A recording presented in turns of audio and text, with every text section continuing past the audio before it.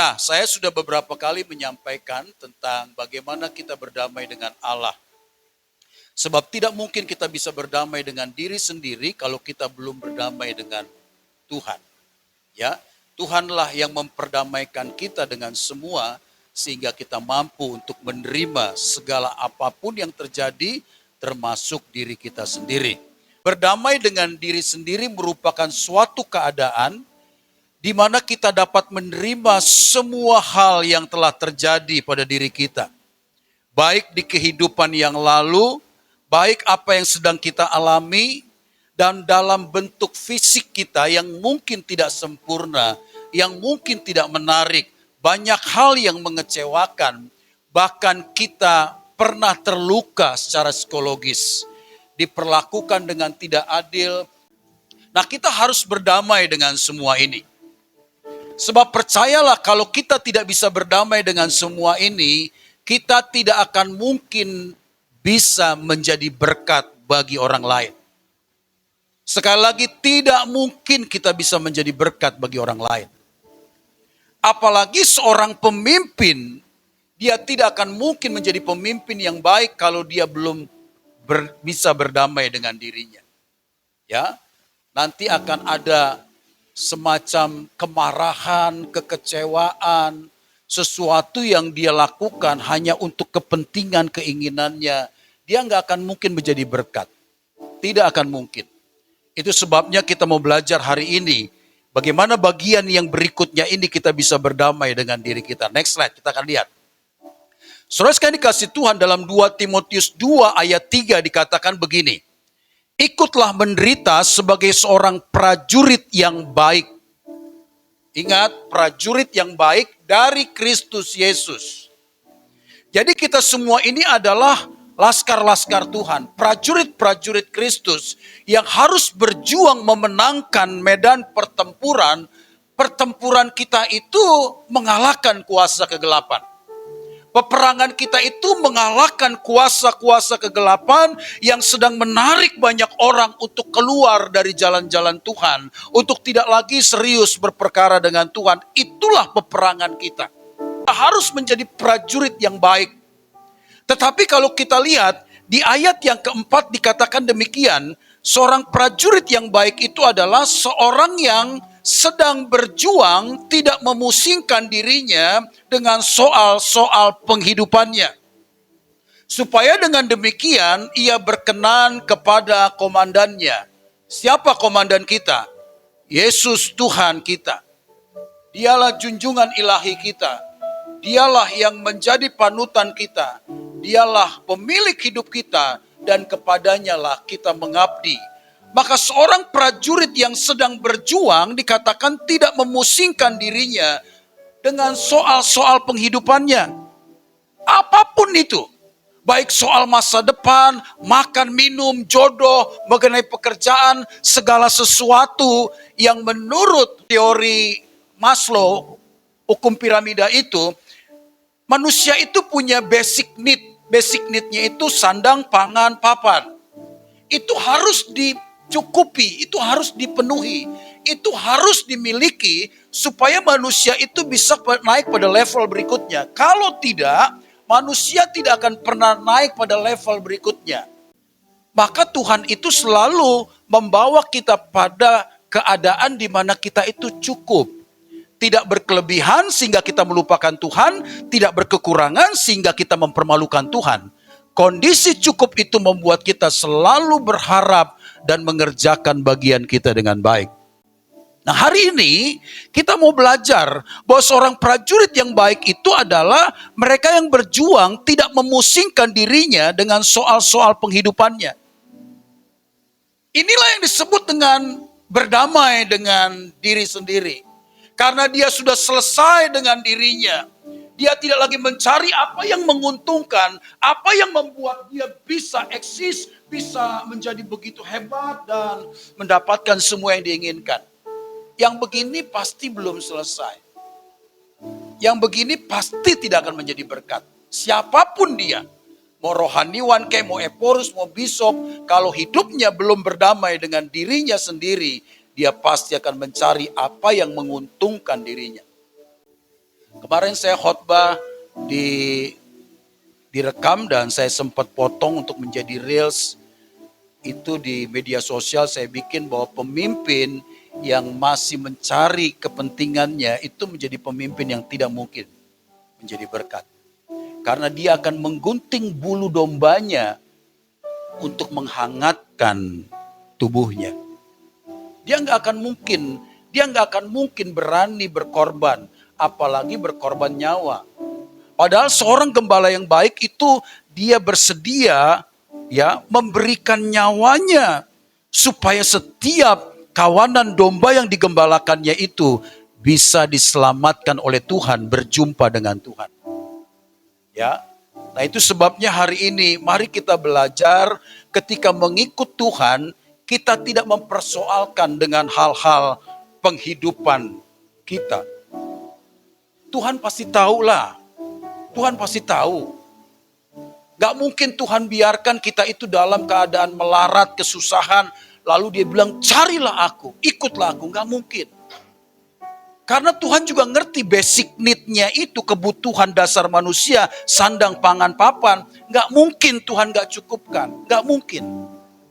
Maka saya katakan begini, mengapa Alkitab katakan, lihatlah burung di udara. Ya, yang selalu pagi dia akan berkicau dan mengepakkan sayapnya. Dia tidak khawatir tentang apapun yang menjadi penghidupannya. Dia pastikan dia pasti mendapatkan makanannya. Itu yang dimaksud dengan tidak memusingkan dengan soal-soal penghidupannya. Supaya apa? Supaya dengan demikian ia berkenan kepada komandannya. Jadi sepanjang hidup kita ini masih punya banyak keinginan, pasti kita nggak akan berani habis-habisan dengan Tuhan. Ya, kemarin saya dengar satu renungan bagus sekali oleh seorang ustazah. Ya, jadi saya ini nggak cuma dengerin para pembicara Kristen, tidak. Semua agama, tokoh-tokoh agama, rohaniwan itu saya dengar, karena selalu saja ada kebaikan di situ. Dia bilang begini, mengapa Ibrahim itu bisa menjadi orang yang begitu percaya kepada Allah katanya. Karena dalam lemarinya tidak tersimpan apapun kecuali satu pakaian yang dikenakan untuk mencari Allah. Wih, keren sekali. Saya sangat kagum sekali dengan perkataan itu. Jadi dalam lemarinya itu tidak tersimpan pakaian-pakaian untuk pesta, pakaian untuk ini, pakaian untuk itu dan sebagainya. Hanya tersimpan satu pakaian untuk mencari Allah. Keren sekali. Jadi saya pernah katakan orang yang susah, orang yang hidupnya selalu tertekan karena keinginannya terlalu banyak. Coba kamu sedikit keinginan, pasti akan sedikit masalah yang kamu hadapi. Ya, karena keinginan manusia itu nggak terkendali, nggak pernah selesai. Percayalah, manusia itu makhluk yang tidak pernah selesai. Kenapa? Kalau dia sudah mencapai yang diinginkan ini, berjuang keras, nanti dia punya keinginan yang lain. Setelah di situ dia punya keinginan lagi yang lain. Sampai kapan? Sampai dia mati tidak akan pernah selesai. Kecuali dia bisa berdamai dengan dirinya sendiri. Dikilikilah satu keinginan. Bagaimana hidup kita berkenan kepada komandan kita. Maka sang komandan kita tidak mungkin tidak akan mempedulikan kebutuhan kita. Ya. Mana mungkin orang yang mencintai Tuhan dia sampai kelaparan menjadi peminta-minta. Daud pernah berkata, dulu aku muda, sekarang aku sudah tua. Tapi tidak pernah sekalipun aku melihat orang percaya, orang yang sungguh-sungguh mengasihi Tuhan, orang yang mengabdi kepada Tuhan menjadi peminta-minta.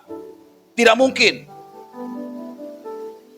Dia pasti dipelihara oleh Tuhan dengan cara-cara Tuhan yang ajaib.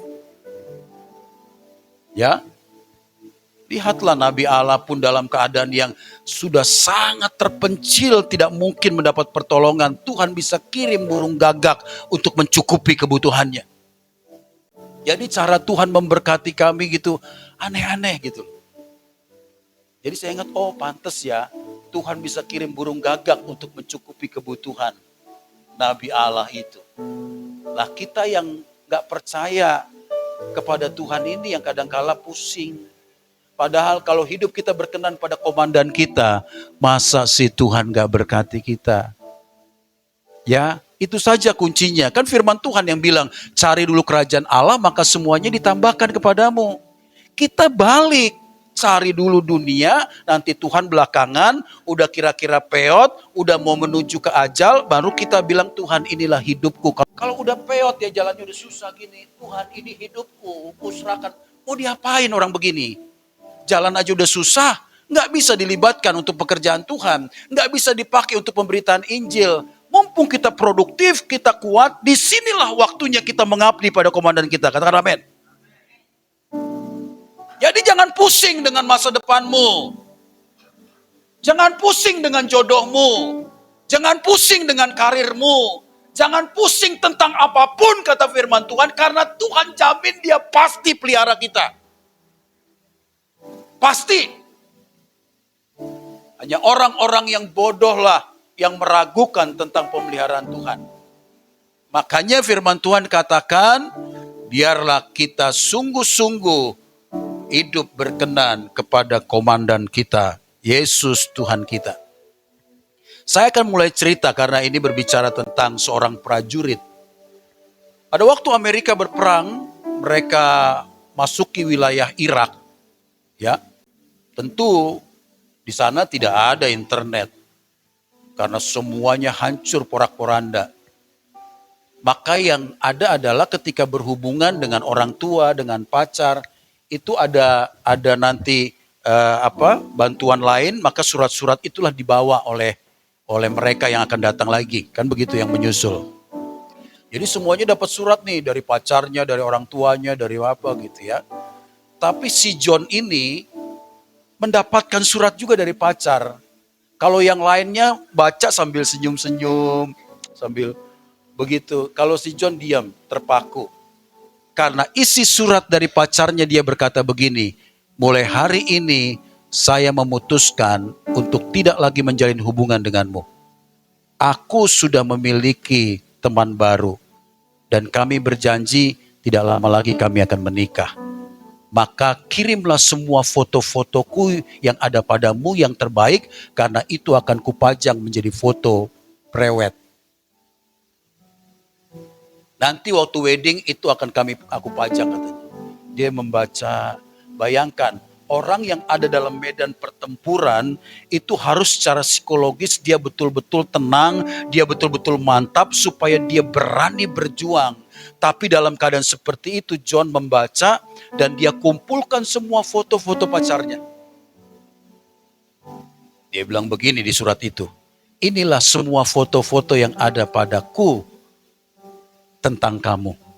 Pilihlah yang terbaik dan setelah itu saya pastikan saya tidak akan mengenal kamu lagi. Wah, keren sekali. Maka si John berperang. Setelah dia berperang pada akhirnya memang Irak ditaklukkan. Dia kembali ke negaranya dan dia berjumpa wanita yang selama ini menjadi kekasihnya. Sudah menikah tetapi dia mempunyai suami yang sangat sadis sekali.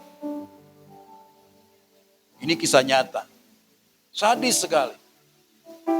Ya, suka KDRT, suka bahkan itu memukulinya sampai babak belur. Lalu wanita ini menjumpai John dan berkata, aku tahu engkau orang baik. Tapi maaf, hari itu aku ngambil keputusan yang terlalu gegabah. Karena sebenarnya aku tidak bisa berpisah jauh dengan. Waktu tidak bisa diputar kembali. Aku tahu kau tidak mungkin bisa menerima aku lagi. Lalu si John berkata, tetaplah semangat. Dari cerita ini yang diakhiri adalah bahwa dalam medan pertempuran dia tetap melupakan semua kejadian. Karena apa yang harus dilakukan waktu dia masuk ke negara Irak, satu hal yang harus dia lakukan adalah memenangkan peperangan itu. Maka saya ingat dengan satu peristiwa ketika Napoleon Bonaparte membawa pasukannya.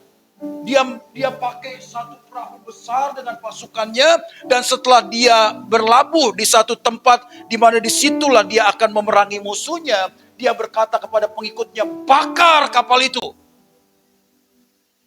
Lalu pasukannya bilang, kenapa dibakar, komandan? Bukankah nanti kita harus pulang dengan kapal ini? Kalau kita nanti harus kembalikan, ini yang harus kita kendarai. Napoleon bilang, bakar. Anda tahu mengapa Napoleon bilang bakar? Supaya tidak ada pikiran pasukannya untuk berpikir pulang, berpikir kembali. Dia hanya punya satu tujuan, perang dan menang. Itulah sebenarnya kehidupan kita. Kalau kita mau sungguh-sungguh menang, kita mau sungguh-sungguh bisa menjadi alat dalam tangan Tuhan, kita harus bisa melupakan semua. Kalau masih ada ini, itu, dan segala keinginan, percayalah, engkau tidak akan mungkin bisa menjadi berkat. Mari kita akan lihat next. Saudara dikasih Tuhan, manusia tidak menyadari dan tidak mau mengakui bahwa dia ada karena ada yang mengadakan. Emangnya manusia ini tercipta tiba-tiba ada? Tuhanlah yang menciptakan. Kita ada karena Tuhan yang mengadakan.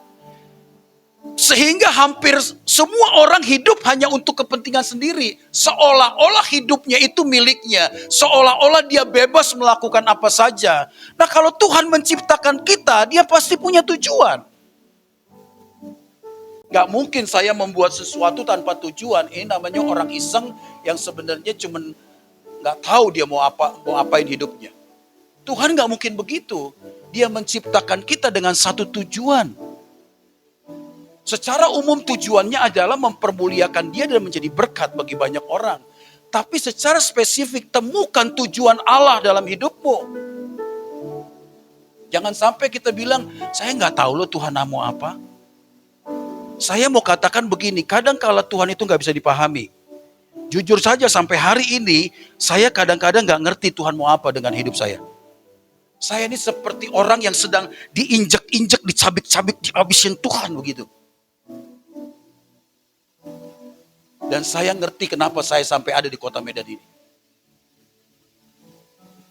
Kalau saya masih di Jakarta, hidupku pasti enak. Maaf ya, pendeta-pendeta di Jakarta apalagi punya khotbah yang laku terjual, itu hidupnya pasti enak. Kalau saya masih di sana, kemungkinan saya tidak mengalami pembentukan Tuhan sehabis ini. Sedang dipejek Tuhan habis-habisan. Sampai begitu sulitnya saya pernah ninggalkan pelayanan ini. Saya bangun pelayanan di Cikarang. Keren sekali pelayanan itu. Saya pikir Tuhan berkenan atas ini. Ada orang Cina bilang begini, Boksu nanti rumahku jadikan tempat komsel ya. Ada seorang ibu bilang begini, pendeta, berapa semua pelayan di sini? Hitung saya buatkan seragam. Jadi kalau pelayanan di Jakarta tuh enak. Makanya orang yang udah ke Jakarta tuh nggak mau lagi balik. Percaya deh, kalau udah kena hawa Jakarta nggak mau balik. Cuman saya saja yang didamparkan Tuhan begini. Dan saya baru tahu betapa Tuhan ngebejek-bejek hidup saya. Tapi lihatlah, setelah kita bangun pelayanan itu, COVID terjadi. Keadaan yang hancur nol putul membuat saya balik ke Medan. Dan setelah itu saya berencana untuk pindah sinode. Karena sinode itu adalah gembalanya, ketuanya adalah bapak rohani saya. Semua orang kalau nggak kenal dia nih pendeta-pendeta sekarang, saya udah kenal dari muda. Dari susahnya. Papi saya meninggal, dia datang. Bong saya anak rohaninya nggak dibantu, jangan-jangan 2 ruko ini udah milik kita. Janganlah pindah, nanti gereja ini, gereja yang digembalakannya itu maksudnya nanti kalian yang meneruskan. Sampai sekarang dia nggak pernah ngomong begitu. Kacau sepertinya hidup saya, seperti diporak-porandakan Tuhan. Kadang-kadang saya nggak ngerti Tuhan mau apa dengan saya. Tapi satu hal yang kuat di hati saya, Tuhan mau saya menyelesaikan pelayananku ini, udah itu saja. Tapi saya percaya kalau saya ada di sana, saya nggak akan bisa berdamai dan selesai dengan diri saya. Disinilah saya dihabisin Tuhan. Disinilah tempat saya dicabik-cabik Tuhan. Saya pakai kata dicabik-cabik Tuhan. Nah itu sebabnya kita harus tahu kalau kita ada yang mengadakan dan Tuhan punya tujuan atas kita. Nggak cuma sekedar penuh-penuhin bumi. Bukan itu maksudnya, temukan tujuanmu. Secara spesifik tanya, berdoa. Supaya nanti kau tahu Tuhan mau apa dengan kita dan kerjakan dengan serius. Nanti tangan Tuhan yang hebat, the invisible hand akan berkarya dahsyat atas kita. Katakan amin. Tapi kita itu hampir tidak mengerti tentang itu sehingga kita punya kepentingan sendiri. Pengen ini, pengen itu, mau kaya, mau punya ini, mau punya itu. Kita nggak peduli dengan perasaan Tuhan. Next, coba kita lihat. Kita harus berani menaruh seluruh urusan pribadi kita dan memandang Tuhan dan bertanya, Tuhan, apa yang kau kehendaki supaya aku melakukannya untukmu? Karena suatu hari nanti kita harus melepaskan segala sesuatu apapun di bumi ini. Kita harus melepaskan semua harta yang kita punya, semua pencapaian yang kita dengan susah payah sudah kumpulkan sejak muda, gelar, pangkat, kedudukan dan sebagainya. Dengar baik-baik, kita pasti akan menghadap kepada Tuhan semesta alam. Emang di sini ada yang berencana nggak mau mati? Semuanya nggak mau mati, Pak. Tapi kamu harus mati. Nah, coba lihat kemarin Johnny Pardede meninggal. Hah? Disemayamkan di Pardede Hall. Kaya banget itu manusia. Coba, saya pikir ya ampun sayang amat ya. Kaya raya hidup enak harus mati. Kalau dia bisa perpanjang umurnya, barang 10 tahun lagi. Bila umur bisa diperpanjang seperti memperpanjang KTP, berapa? Berapa diminta? 1 triliun bisa dibayar. Kecuali kita. Perpanjang umur misalkan setahun. Setahun itu 100 juta. Nggak ada yang mampu kita. Matilah kita semua. Nah itu nggak enaknya jadi orang miskin. Ya, orang kaya bisa saja. Tetapi soal mati nggak ada kaya miskin. Mati. Nah ini yang nggak kita sadarin. Seakan-akan, masih ada waktu. Masih lama. Nanti ketika di penghujung, selesai. Dan saya baca, saya ikutin di media sosial. Sekarang ini yang mati usia-usia 56, 54, 60 kurang sedikit. Udah pada mati. Sebab di mana kita hidup ini dunia yang mengkondisikan kita nggak bisa bertahan hidup lama. Udara yang kita hirup ini sudah polusi. Makanan yang kita makan itu sudah penuh dengan pestisida lah, segala macam lah. Mati kita. Kalau mau umur panjang, ya tinggal di gunung, nanam sendiri, makan yang sehat, pikiran positif, bergembiralah, bisa.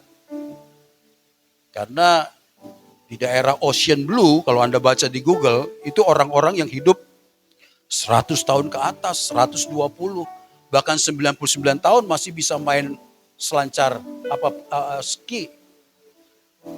Kalau kayak kita nggak mungkin, ya. Kita semua bakal mati. Kalau kita nggak mulai mengabdi kepada komandan kita nggak dikenal Tuhan loh. Makanya berdamailah dengan diri kita.